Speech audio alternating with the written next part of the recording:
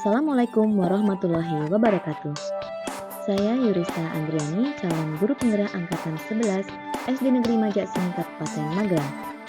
Kali ini saya akan memaparkan modul 3.1 koneksi antar materi, pengambilan keputusan berbasis nilai-nilai kebajikan sebagai seorang pemimpin. Untuk tujuan pembelajaran khusus yaitu yang pertama, CGP membuat kesimpulan atau sintesis dari keseluruhan materi yang didapat dengan beraneka cara dan media. Kedua, CGP dapat melakukan refleksi bersama fasilitator untuk mengambil makna dari pengalaman belajar dan mengadakan metakognisi terhadap proses pengambilan keputusan yang telah mereka lalui dan menggunakan pemahaman barunya untuk memperbaiki proses pengambilan keputusan yang dilakukannya. Mengajarkan anak menghitung itu baik, namun mengajarkan mereka apa yang berharga atau utama adalah yang terbaik. Teaching kids to count is fine, but teaching them what counts is best.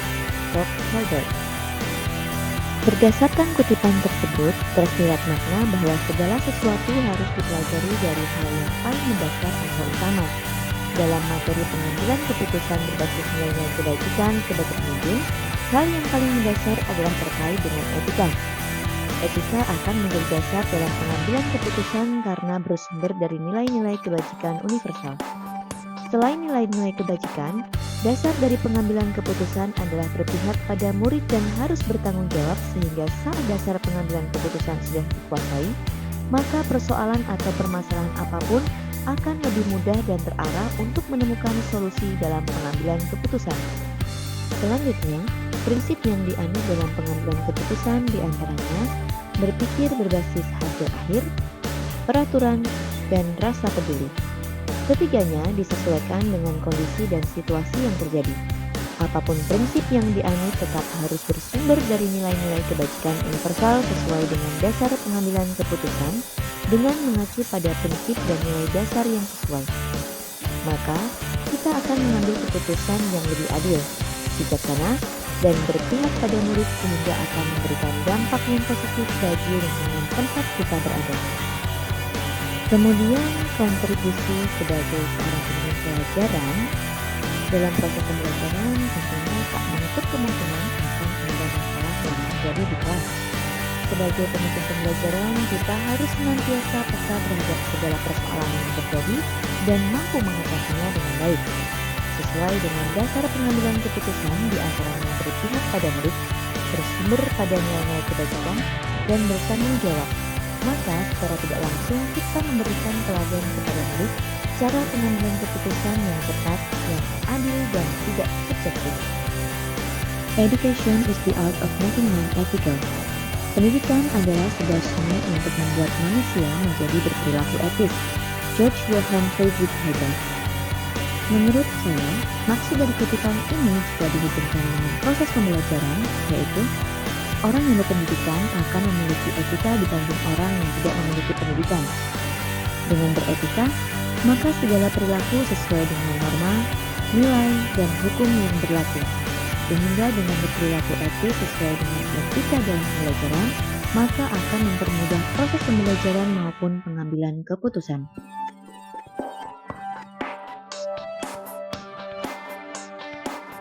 Selanjutnya, bagaimana filosofi Ki Hajar Dewantara dengan Pratap Triloka memiliki kaitan dengan penerapan pengambilan keputusan sebagai seorang pemimpin? Tidak hanya proses pengambilan keputusan yang dilakukan, seorang pemimpin harus dapat memberikan contoh yang baik bagi yang dipimpinnya. Ingarso Sengtulodo. Hasil keputusan harus mampu membangkitkan semangat untuk terus melakukan inovasi dalam melakukan pengambilan keputusan yang berbeda. Pada murid dan seorang pemimpin harus terus memberikan motivasi atau bimbingan saat melakukan proses pengambilan keputusan agar diperoleh hasil sesuai dengan yang diharapkan. Bagaimana nilai-nilai yang tertanam dalam diri kita berpengaruh kepada prinsip-prinsip yang kita ambil dalam pengambilan suatu keputusan. Nilai-nilai yang tertanam dalam diri seorang guru penggerak diantaranya berpihak pada murid, mandiri, kolaboratif, refleksif, dan inovatif harus menjadi dasar dalam pengambilan keputusan. Nilai-nilai tersebut akan berpengaruh kepada prinsip pengambilan keputusan yang akan kita ambil disesuaikan dengan situasi yang terjadi dan pengaruhnya terhadap lingkungan. Kegiatan coaching atau bimbingan yang diberikan pendamping atau fasilitator dapat menjadi bekal dalam melakukan proses pengujian keputusan secara bertahap menggunakan 9 langkah pengambilan dan pengujian keputusan. Coaching dilakukan dengan memenuhi kompetensi inti, di antaranya kehadiran penuh atau presence, mendengarkan aktif, dan mengajukan pertanyaan bobot. Saat melakukan pengujian keputusan, sebaiknya menggunakan kompetensi inti coaching, sehingga dapat menggali informasi sebanyak-banyaknya dari permasalahan yang ditemui. Pengambilan keputusan menggunakan 9 langkah pengujian akan efektif jika diimbangi dengan pendekatan coaching yang dilakukan dengan berkolaborasi dengan berbagai pihak. Guru yang memiliki kemampuan dalam mengelola dan menyadari aspek sosial emosionalnya akan memiliki kesadaran diri untuk memahami perasaan emosi dan nilai dari diri, memiliki manajemen diri sehingga mampu mengelola emosi dan perilaku, memiliki kesadaran sosial sehingga dapat berempati dengan orang lain, memiliki keterampilan berrelasi sehingga dapat berkomunikasi dengan lebih efektif dan dapat mengambil keputusan yang bertanggung jawab. Masalah yang terkait dilema etika akan diselesaikan dengan kepala dingin dan hati yang tenang sehingga pengambilan keputusan dapat berjalan sesuai dengan langkah yang sistematis. Studi kasus yang berkaitan dengan moral atau etika harus didasari dengan nilai-nilai yang dianut seorang pendidik berupa nilai kebajikan oleh yang bersifat universal, di antaranya keadilan, keselamatan, tanggung jawab, kejujuran, rasa syukur, urut hati, dan lain-lain.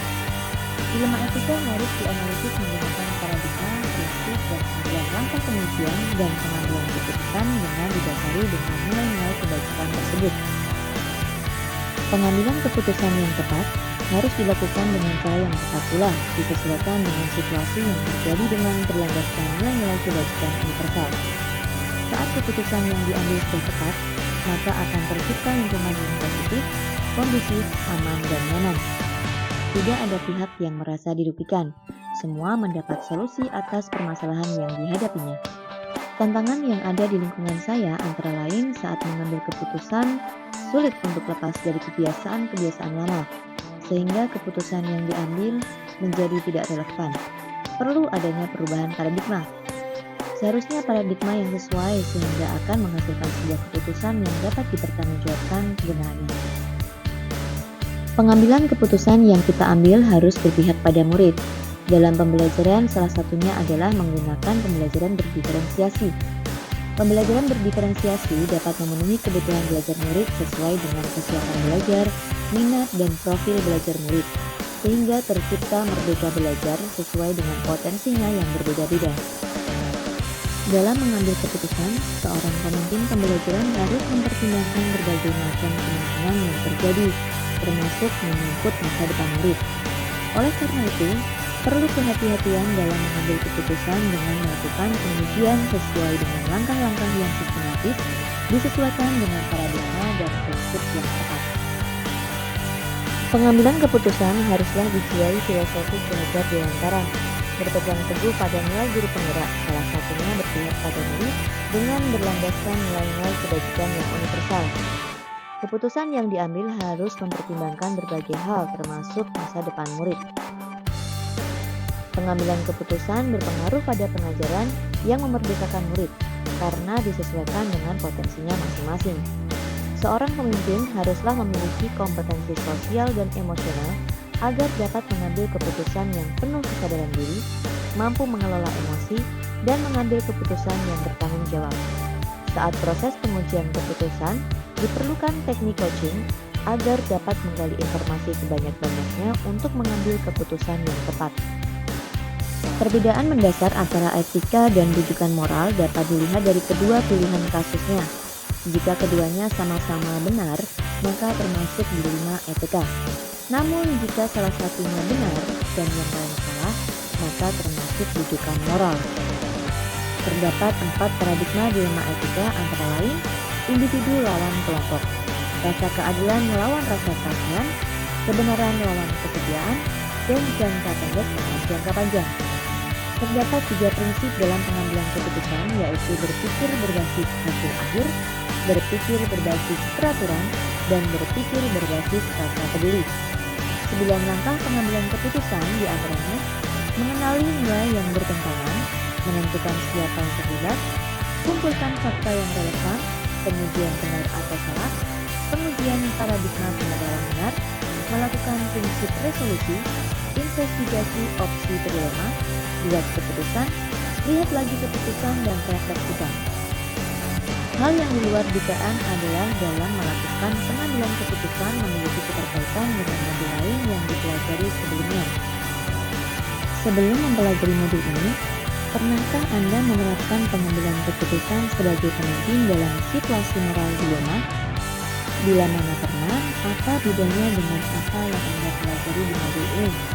Ya, saya pernah. Sebelumnya, saya tidak mengetahui adanya tahapan dalam pengujian dan pengambilan keputusan.